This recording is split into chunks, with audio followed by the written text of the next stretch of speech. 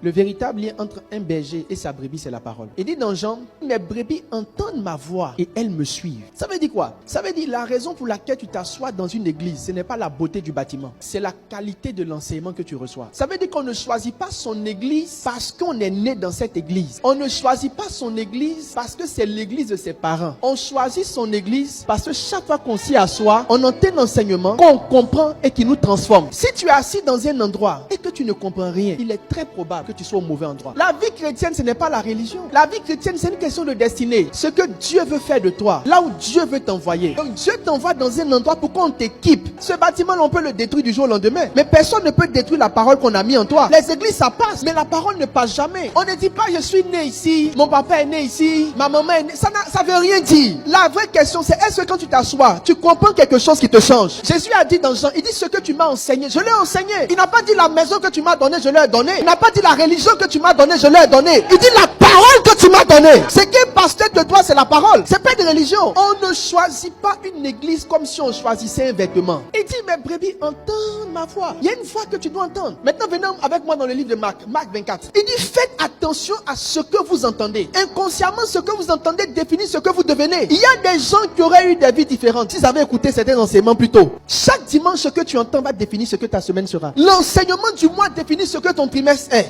L'enseignement du trimestre va agir sur toute l'année. Et chaque année va définir ta vie entière. Ta vie de couple aurait peut-être été différente si tu avais reçu certains enseignements à un certain moment de ta vie. Ta vie de sanctification aurait été différente si tu avais reçu certains enseignements à un certain moment. Ton amour pour Dieu serait un autre niveau si tu avais entendu certaines choses à certains moments. Ta vie de prière même aurait été très différente si tu avais écouté certains messages à certains moments. Mais le problème, c'est que tu n'as pas choisi en fonction de ce qui compte. Tu as choisi en fonction de ce qui ne compte pas. Je suis né ici. Nous tous on est nés ici. Vous partez où avec? Quand tu t'assois dans un restaurant, tu exiges la qualité de ce qu'on te donne comme nous. C'est pourquoi tous ceux qui décident d'être pasteurs doivent comprendre ce que ça engage. Un pasteur tient dans ses mains la vie des gens par l'œuvre du Saint-Esprit. Et s'il se dispose, qu'il est connecté au Saint-Esprit, chaque dimanche, il donne de la force à des vies pour que ces personnes puissent aborder leur challenge et réussir dans ce dans quoi Dieu les appelle. Et dit, quand tu méditeras ce livre jour et nuit, c'est alors que tu auras du succès. Ça veut dire que l'enseignement qu'on t'a donné là pouvait te donner du succès dans plusieurs aspects de ta vie. Chose que tu n'as pas eu. Je ne suis pas ici parce que j'aime Dieu plus que vous tous. Je suis ici parce que j'ai eu la grâce d'avoir dans ma vie des gens qui m'ont enseigné certaines choses au bon moment et qui m'ont donné de la bonne nourriture.